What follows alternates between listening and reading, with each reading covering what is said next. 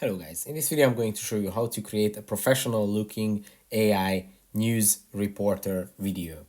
We are going to use the CapCut app and I'm going to show you step by step how to do it. It's quite easy. You just have to open up the application and go to text, which is on the bottom left corner of the screen. Then you have to tap on add text, where you can type in the text that you would like your video to say. Then when your text box shows up, you just have to tap on it like this. And this menu is going to appear on the bottom of the screen where you have to select AI avatars.